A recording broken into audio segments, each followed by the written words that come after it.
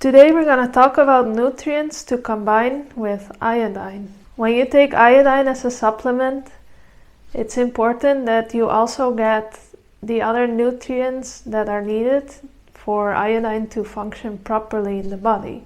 And before you take anything, it's important to ask the advice of a trustworthy professional. But these are the nutrients that are most important for iodine to work well, and you can get them either through food or through supplements. That's something you need to see for yourself what works best. And the source I used for this information is the book The Iodine Crisis by Lynne Farrow, and also the book on iodine by Dr. Braunstein. Here we have the nutrients that need to be combined with iodine. One of the most important ones is selenium, and with that nutrient it's generally recommended to take 200 micrograms every evening.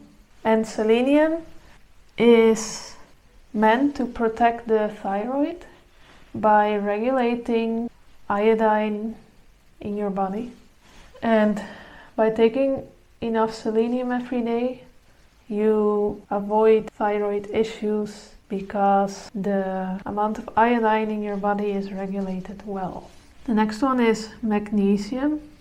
This nutrient is very important in general, and many people are deficient in it. And magnesium will help you with cognitive function, with energy, and if you're taking iodine but you don't notice very clear improvement, it might be because you're lacking magnesium, and that is kind of what is blocking important processes in the body. The amount of magnesium depends.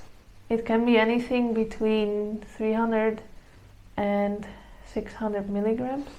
And the best form of magnesium, if you take it in a supplement, is called magnesium glycinate or magnesium bisglycinate.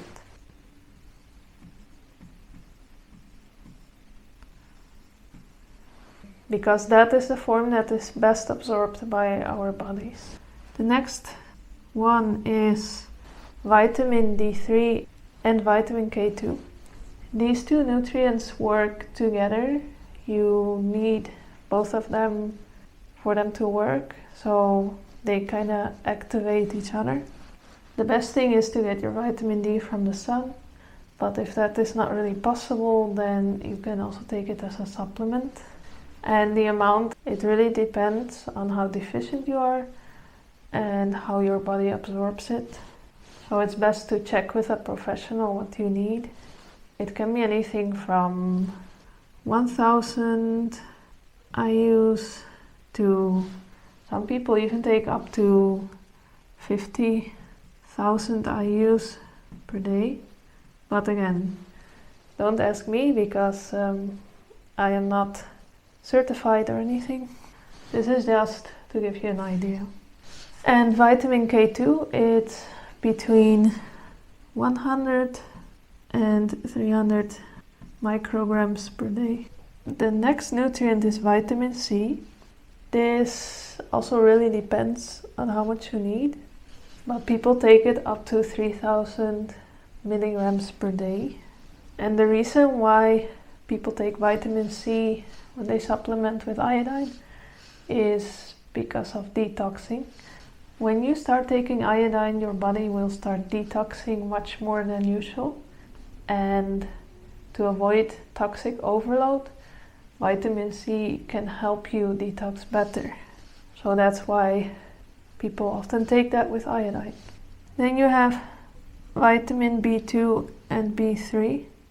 Vitamin B2 is taken in 500 milligrams twice per day, and vitamin B3 100 milligrams 3 times per day. But again, you would need to check for yourself how much you need.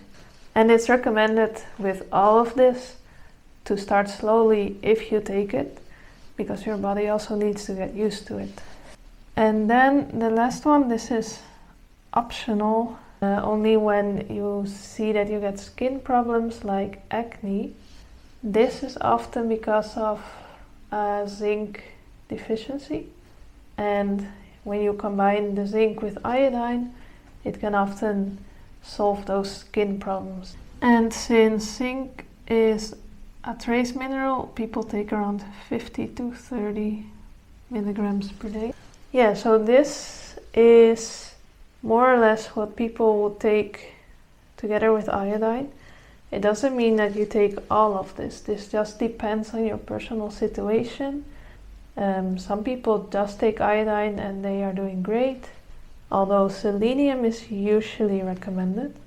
But then all the other ones are more for specific problems, and you would need to check with a health professional which one you might need. And if you want to learn more about this topic, then you can also look for so-called companion nutrients. That's also what Lynne Farrow calls it in her book. So yeah, if you were wondering what nutrients you need together with iodine, then this is like a guideline that you could follow. Of course, always do your own research and ask health professionals that you trust. And I hope this was useful for you. If so, please like, subscribe, and share. And we'll see you on the next one.